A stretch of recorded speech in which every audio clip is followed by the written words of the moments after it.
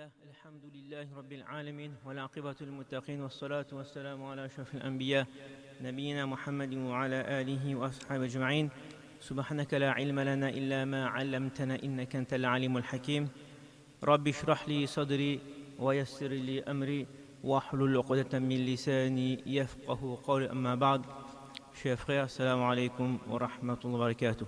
Remercie Allah subhanahu wa ta'ala, le très haut, le tout miséricordieux, maître des mondes et de l'univers, de nous avoir permis de faire la salatul fajr avec Jamaat et de nous avoir choisi pour s'asseoir quelques minutes pour apprendre plus à propos d'Allah subhanahu wa ta'ala. Aujourd'hui, nous allons encore à la rencontre des noms divers d'Allah subhanahu wa ta'ala qui est Al-Hakim.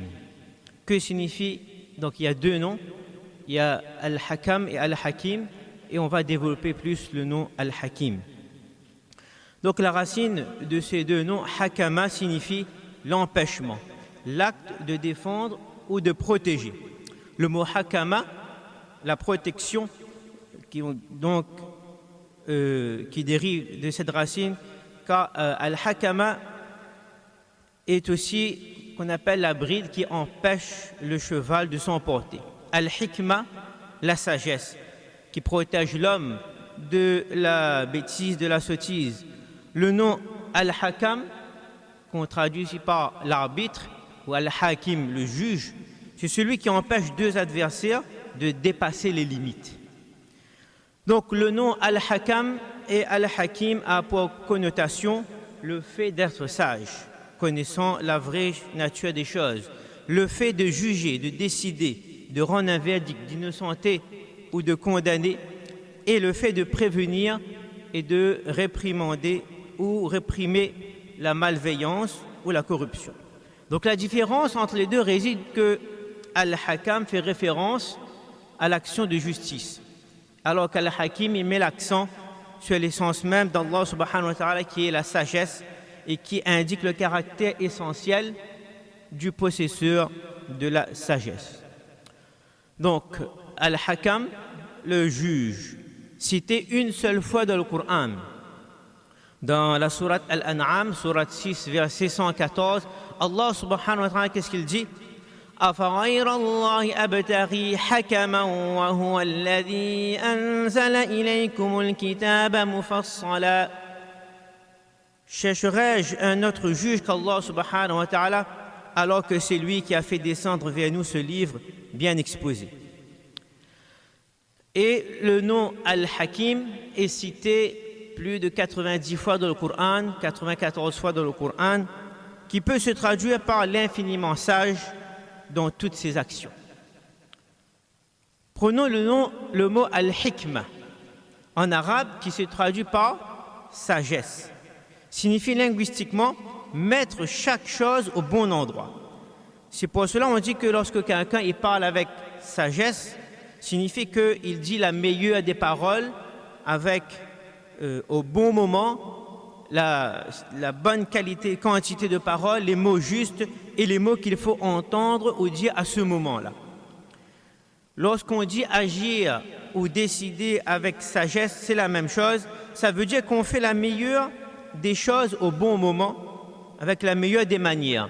Donc cela nous rappelle ce qu'on a développé la semaine dernière, qui est Al-Ihsan, la perfection dans les actions, le nom Al-Muhsin et le caractère de Ihsan.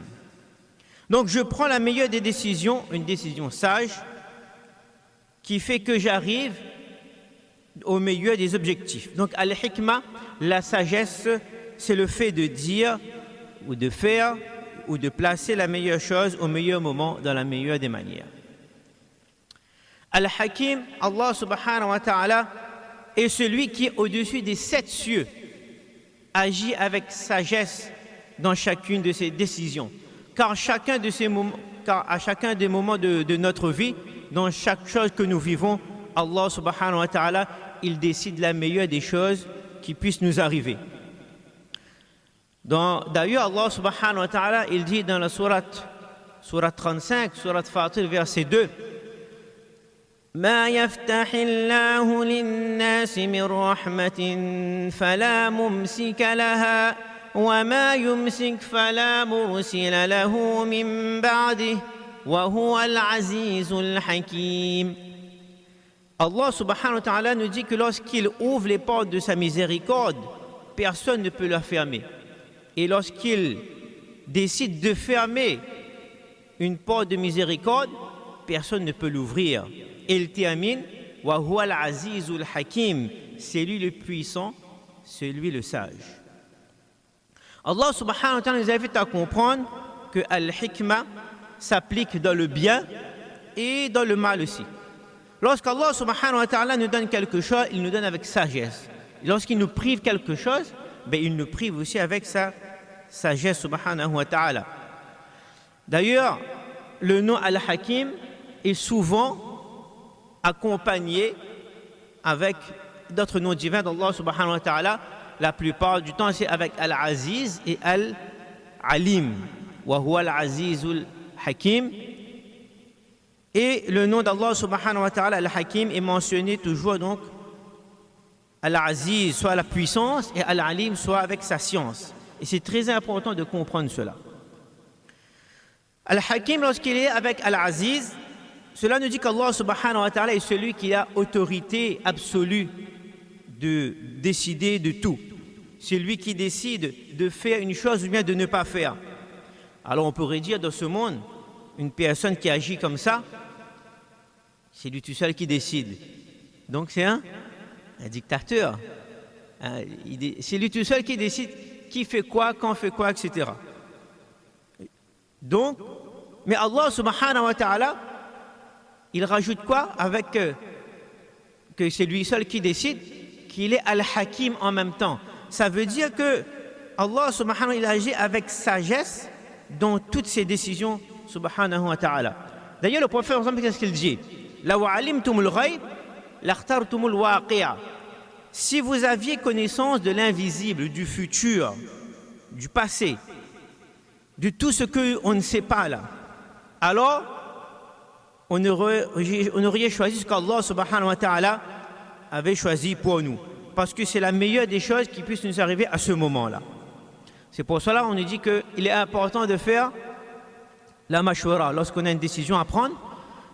Il faut avoir le maximum de personnes qui connaissent donc le sujet et on demande l'avis de tout le monde parce qu'on ne sait pas tout. Et il peut avoir cet avis qui nous dit ah ben oui, telle chose comme ça, oui, etc. On donne des informations.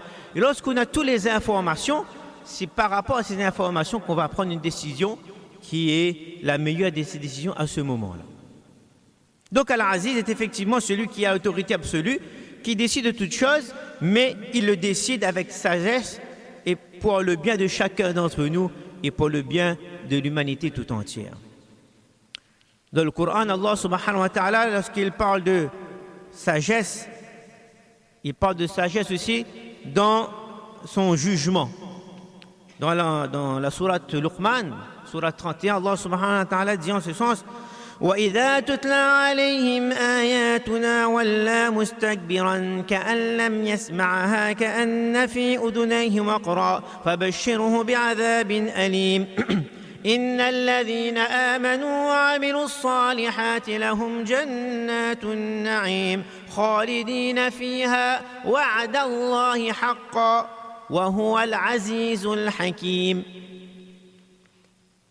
Et quand on lui récite nos versets, il tourne le dos avec orgueil, comme s'il ne les avait point entendus, comme s'il y avait un poids dans ses oreilles. Fais-lui donc l'annonce d'un châtiment douloureux. Et ceux qui croient et accomplissent les bonnes œuvres auront le paradis pour y demeurer éternellement. C'est en vérité une promesse d'Allah subhanahu wa ta'ala. C'est lui le puissant, c'est lui le sage. Parce que lorsque quelqu'un qui est orgueilleux, il ne pourra pas entrer au paradis. Dans un autre passage, Allah subhanahu wa ta'ala, du fait qu'il possède ce pouvoir absolu et la sagesse parfaite, détient donc le pouvoir de décider le sort de ses créatures. Nous lisons ce dua-là dans la sourate Al-Ghafir, sourate 40. Allah subhanahu wa ta'ala, il dit, et nous aussi on le dit ça ceux qui ont l'habitude de lire, on appelle les 40 Rabbana. ربنا وأدخلهم جنات عدن التي وعدتهم ومن صلح من آبائهم وأزواجهم وذرياتهم إنك أنت العزيز الحكيم.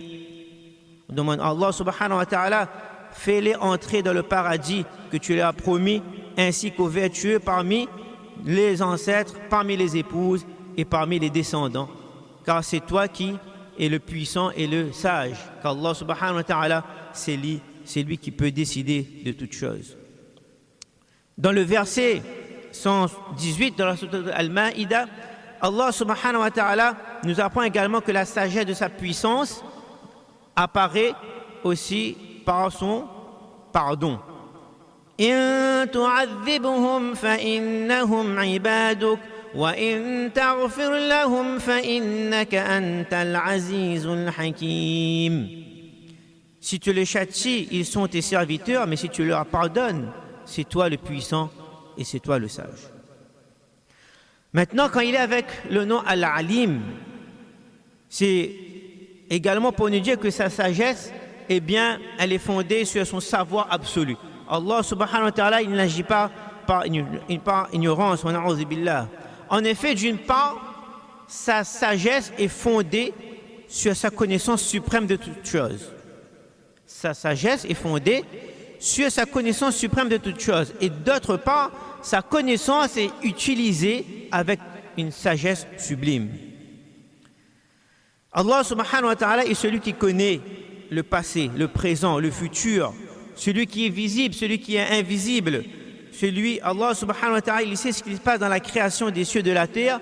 Donc, il est le seul, l'unique être qui peut réellement arriver à la meilleure des décisions en prenant compte de tous ces paramètres-là.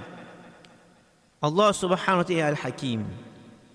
Dans un autre passage, Allah subhanahu wa ta'ala, il nous invite à être humble, à l'humilité, en tirant des leçons de ce qui s'est passé, des récits dans le passé. À titre d'exemple, Allah subhanahu wa ta'ala, donc, il cite la création de l'être humain, dont la nouvelle a été mal accueillie par les anges. Dans la sourate Al-Baqarah, Allah subhanahu wa ta'ala, il décrit cette scène-là en disant وَإِذَا قَالَ رَبُّكَ لِلْمَلَائِكَةِ إِنِّي جَاعِلٌ فِي الْأَرْضِ خَلِيفَةً قَالُوا أَتَجْعَلُ فِيهَا مَن يُفْسِدُ فِيهَا وَيَسْفِكُ الدِّمَاءَ وَنَحْنُ نُسَبِّحُ بِحَمْدِكَ وَنُقَدِّسُ لَكَ قَالَ إِنِّي أَعْلَمُ مَا لَا تَعْلَمُونَ. Lorsqu'Allah subhanahu wa ta'ala, donc il a dit aux anges, je vais établir sur la terre un khalifa, un calife, et alors les anges ont répondu, vas-tu y désigner un qui va mettre les désordres et répandre le sang, alors que nous, nous sommes là, nous faisons tes louanges, nous ne faisons pas de péché. Pourquoi faire une nouvelle créature comme ça? Parce que les djinns étaient déjà sur la terre, ils avaient répandu le désordre, donc les anges, ils ont fait le parallèle. Et là, Allah subhanahu wa ta'ala, il dit que Inni a'lamu ma la ta'lamun. En vérité, je sais ce que vous ne savez pas. Alors Allah subhanahu wa ta'ala وَعَلَّمَ آدَمَ الْأَسْمَاءَ كُلَّهَا ثُمَّ عَرَضَهُمْ عَلَى الْمَلَائِكَةِ فَقَالَ أَنبِئُونِي بِأَسْمَاءِ هَؤُلَاءِ إِن كُنتُمْ صَادِقِينَ قالوا سبحانك لا علم لنا إلا ما علمتنا إنك أنت العليم الحكيم. Alors, Allah subhanahu wa ta'ala, il a appris à Adam alayhi salam le nom de toute chose qui pourra exister jusqu'à la fin du monde, le nom de toute chose qu'il y a. Et il l'a confronté avec les anges. Il a dit les anges, donnez-moi le nom de telle chose. Les anges ont dit, moi je ne sais pas. Et Adam alayhi salam, il a pu répondre. C'est là que les anges ont dit que Allah subhanahu wa ta'ala, donc tu es justement l'omniscient et le sage, tu sais toutes choses. Et il en est de même avec l'histoire d'Ibrahim alayhi salam. Dans la sourate 51 Al-Dhariyat, Allah subhanahu wa ta'ala nous cite هل أتاك حديث ضيف إبراهيم المكرمين. Lorsque les deux anges sont venus voir Ibrahim alayhi salam et son épouse, وَبَشَّرُوهُ بِغُلَامٍ عَلِيمٍ. Et les deux anges les ont annoncé que voilà, vous allez avoir un garçon, alim aussi, plein de savoir. Et la femme d'Ibrahim alayhi salam, elle sort comme ça, elle dit que ben, c'est impossible ça. Comment Allah subhanahu wa ta'ala, comment moi وَقَالَتْ عَجُوزٌ عَقِيمٌ. Comment une vieille femme stérile, vieille femme déjà et stérile peut avoir un enfant, un garçon. قالوا كذلك قال ربك إنه هو الحكيم العليم. Alors les anges disent que ainsi a dit ton Seigneur, c'est lui vraiment le sage et l'omniscient. Allah subhanahu wa ta'ala, il est al-alim et il est al-hakim aussi. Et le Coran en entier même apparaît comme une sagesse, une éducation. Allah subhanahu wa ta'ala, il jure par le Coran afin de souligner l'importance qu'il devrait avoir à nos yeux et insiste par là même le fait que ce dernier contient de nombreuses sagesses et que nous devrions tirer de leçons. La sourate que nous lisons tous les jours, chaque matin. Sourate 36. Yasin. Yasin. Wal Qur'an al-Hakim. Sourate Hud au début. Alif Lam Ra. كتاب أحكمت آياته ثم فصلت من لدن حكيم خبير. سورة اللقمان. ألف لام ميم تلك آيات الكتاب الحكيم. سورة الجاثية. حاميم تنزيل الكتاب من الله العزيز الحكيم. Allah subhanahu wa ta'ala donc nous fait comprendre que lorsque nous devons revenir vers lui, ça passe par le Coran, et bien ça passe aussi par la compréhension aussi que le Coran renferme.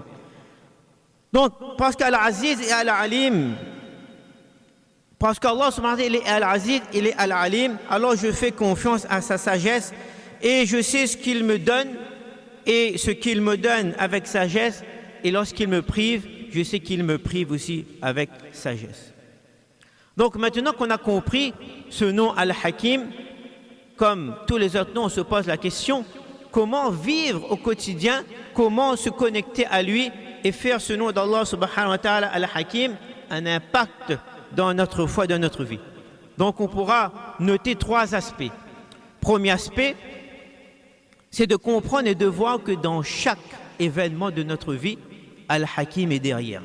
Cela veut dire quoi? Cela veut dire que lorsqu'il m'arrive quelque chose, je suis conscient qu'il y a une sagesse là-dedans. Que ce soit un bien ou que ce soit un mal. En fait, ce n'est pas un mal, c'est une épreuve et il y a un bien pour nous dedans. Une sourate qu'on a lue hier, enfin qu'on dit donc qu'on doit lire le Jumu'ah, le vendredi, sourate Al-Kahf, nous donne une démonstration pour les gens qui voudraient un argument rationnel de Al-Hakim. Allah subhanahu wa ta'ala nous donne dans l'histoire de Al-Khidr et de Moussa alayhi salam trois exemples de sagesse. Et lorsque Al-Khidr agit par la volonté d'Allah subhanahu wa ta'ala, c'est pour apprendre à Moussa alayhi salam qu'il y a des choses qu'il ne voit pas et qu'il ne peut pas comprendre. Mais il a besoin de faire confiance à Al-Hakim, que derrière chacune des choses qui pourraient lui arriver. L'épisode, par exemple, de Al-Khidr, il y a trois récits, on va prendre le dernier, qui va percer la barque. Moussa alayhi salam, il voit là quelque chose de mauvais, parce que c'est une épreuve qui va arriver à ces pauvres pêcheurs là. Les pêcheurs, c'est qui ça la pêche, hein, dans la barque, qui n'ont peut-être que ça même poids. Pour subvenir à leurs besoins, c'est quelques poissons, cette barque. Mais lorsqu'à la fin de l'histoire, Al-Khidr, il explique que non seulement c'était un petit trou que j'ai fait, parce que ce petit trou-là, il a été jaugé, de manière à que cette barque ait un défaut. Pourquoi? Parce que pour que ce défaut soit assez grand, pour que le roi, parce que Moussa ne savait pas lui, il y avait un roi qui parcourait les mers pour justement être injuste envers ses pêcheurs et récupérer leurs biens, perquisitionner leur barque et prendre tout ce qu'il y a dedans.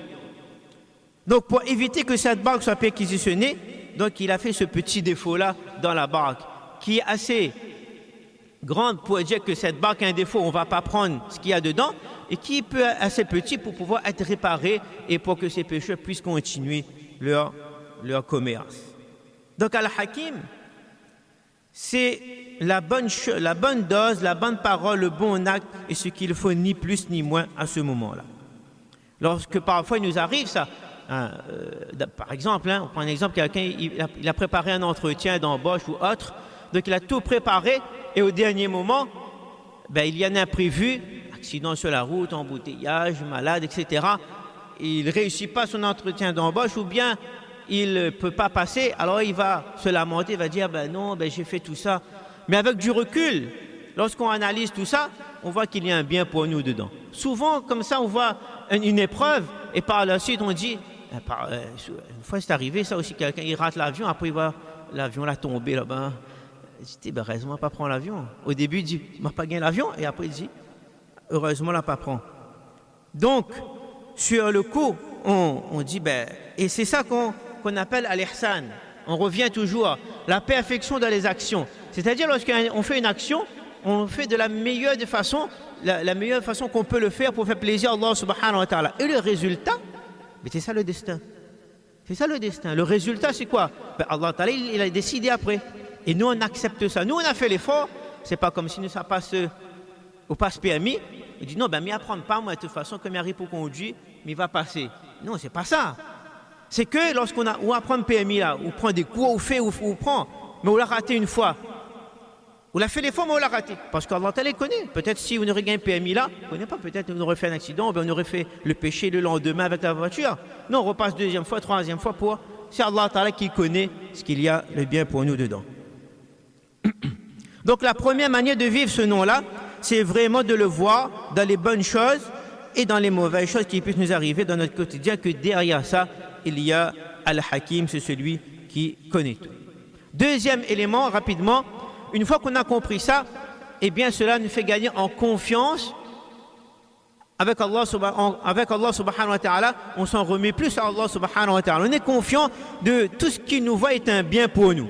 Donc ça augmente notre espoir et de l'espoir, donc de la confiance, du tawakkul envers Allah subhanahu wa ta'ala.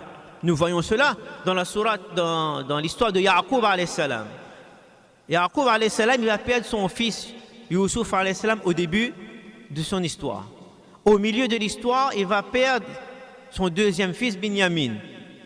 Et quelques fils comme ça, ils vont plus revenir vers leur père parce que l'histoire, Khalid Jamil a déjà expliqué plusieurs le mercredi. Donc, quelques fils comme ça, donc ils n'osent plus aller vers leur père. Et lorsqu'on lui annonce la nouvelle que Binyamin donc est resté là-bas en Égypte, alors Ya'qub alayhi salam, c'est ce qu'il dit. قال بل سولت لكم أنفسكم أمرا فصبر جميل. Lorsqu'on lui annonce cette mauvaise nouvelle, il se dit qu'il a dû se passer quelque chose. Il connaît ses fils qu'ils ont fait avec Yusuf alayhi salam, ils ont dû faire la même chose avec l'autre fils. Mais fasabrun jamil, c'est-à-dire il prend patience. Et qu'est-ce qu'il dit? Asallahu an ya'tiyani bihim jami'a. Il se peut qu'Allah subhanahu wa ta'ala me fasse tous revenir. Alors les autres ils disent mais pourquoi ils pensent encore Yusuf alayhi salam là? Pourquoi ils disent tout? Yusuf alayhi salam depuis combien d'années? 10, 15, 20 ans les plus là.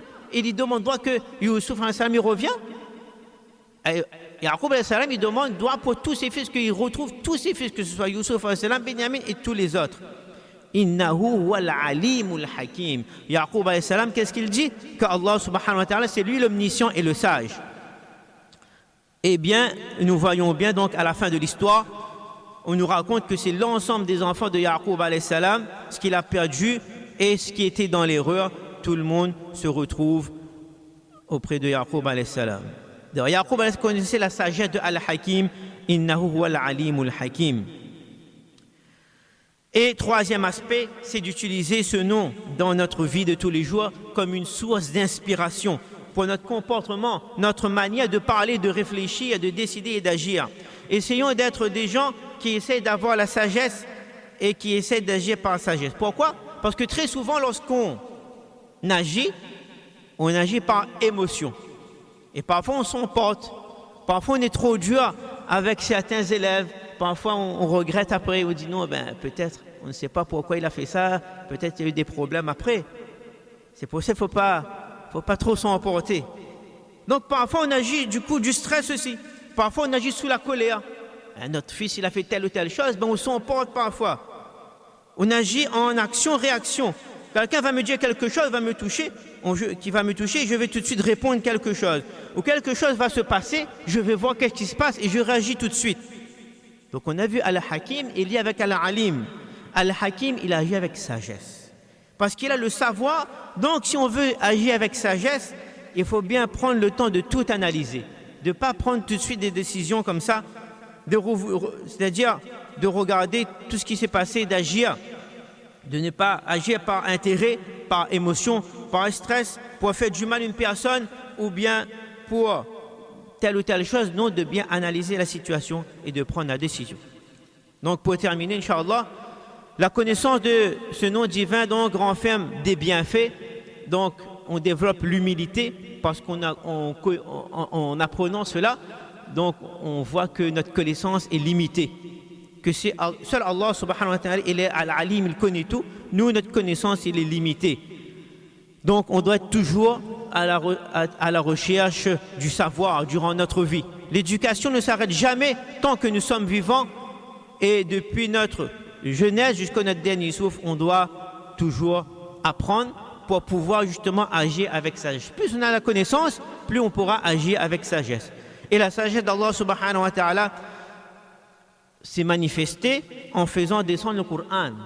Lorsque le Coran est descendu, ce n'est pas tout d'un coup, tout comme ça, sur 23 années, avec sagesse petit à petit, pour ne pas heurter le cœur. Et sur le prophète sallallahu alayhi wa sallam, Allah subhanahu wa ta'ala, il l'a éduqué pendant 40 ans.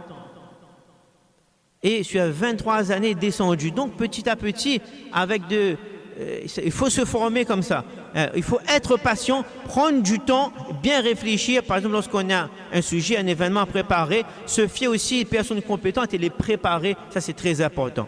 Enfin, il apparaît clairement que la sagesse est la clé d'ouverture des cœurs. Dans la sourate An-Nahl, sourate 16, verset 125, Allah subhanahu wa ta'ala, qu'est-ce qu'il nous dit?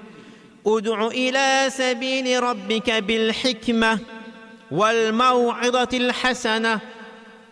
Par la sagesse et la bonne exhortation, appelle les gens vers Allah subhanahu wa ta'ala. C'est par notre bon comportement qu'on fait la da'wah. Dans toutes les situations, dans toutes circonstances, on doit faire preuve de retenue, de patience, de sagesse, d'analyse, de recul et de discernement et d'équité.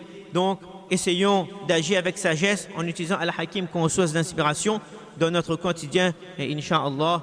Donc, on pourra dire les bonnes paroles au bon moment et ne pas s'emporter. Agissons avec ihsan, la perfection dans les actions, comme Allah subhanahu wa ta'ala, il nous voit à chaque minute, à chaque seconde. Qu'Allah subhanahu wa ta'ala, donc, il nous permet qu'on accepte notre situation à chaque fois, car c'est la meilleure des situations et des décisions qu'il y a à ce moment-là. Demandons donc avec Allah subhanahu wa ta'ala pour qu'il nous aide à apprendre, à comprendre et à mettre en pratique ce qu'on a entendu. Amin ya rabbal alamin wa akhiru da'wana anil hamdulillahi rabbil alamin. Subhanallah wa hamdihi, subhanakallah wa hamdika, wa nashhadu an la ilaha illa anta wa nastaghfiruka wa natubu ilayk. Jazakumullahu khairan. Assalamu alaykum wa rahmatullahi wa barakatuh. Allah